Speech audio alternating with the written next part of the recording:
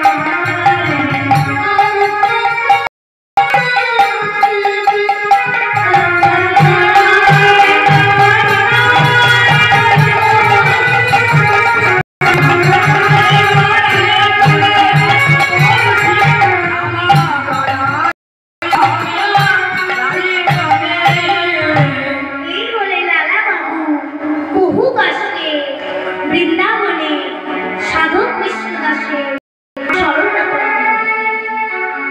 সাধক কৃষ্ণদাস বললেন, বাবা এই পথ তো বড় কঠিন পথ, এই পথে অনেকে আসে আবার অনেকে পথ ভ্রষ্ট হয়ে যায়, কিন্তু তোমায় দেখে মনে হলো তুমি একজন জমিদার, পারবে তো?